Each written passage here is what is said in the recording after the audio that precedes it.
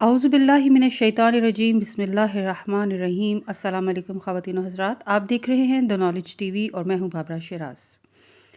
مولا علی علیہ السلام فرماتے ہیں، غلط بات پر غصہ آنا شرافت کی نشانی ہے، لیکن اسی غصے کو پی جانا مومن کی نشانی ہے۔ ہر بات پر ہاں میں ہاں ملانا منافقوں کی عادت ہے۔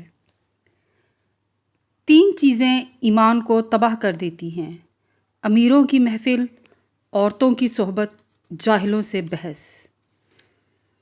تمہارا ایک رب ہے، پھر بھی تم اسے یاد نہیں کرتے، لیکن اس کے کتنے بندے ہیں، پھر بھی وہ تم کو نہیں بھولتا۔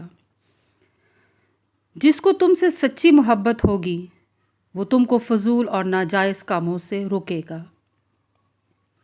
دولت مٹی کی طرح ہے اور مٹی کو پیر کے نیچے رکھنا چاہیے۔ اگر سر پر چڑھاؤ گے تو قبر بن جائے گی، اور قبر زندہ لوگوں کے لیے نہیں ہوتی۔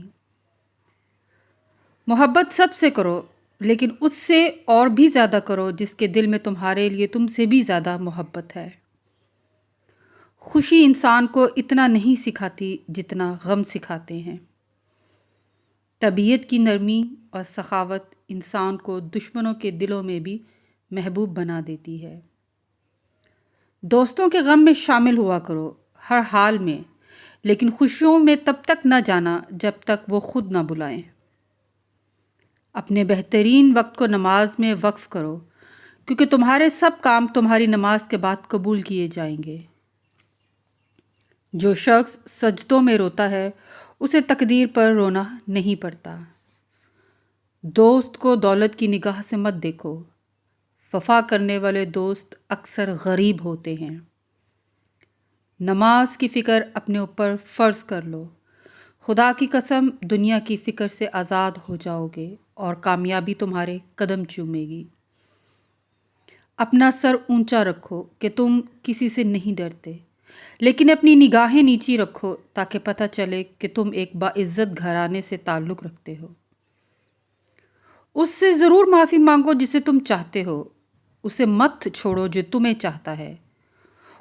اس سے کچھ مت چھپاؤ جو تم پر اعتبار کرتا ہے۔ جو چاہتا ہے کہ اپنے رب کو پہچانے، اسے چاہیے کہ اپنے نفس کو پہچانے۔ کبھی اپنی جسمانی طاقت اور دولت پر بھروسہ مت کرنا، کیونکہ بیماری اور غربت آنے میں دیر نہیں لگتی۔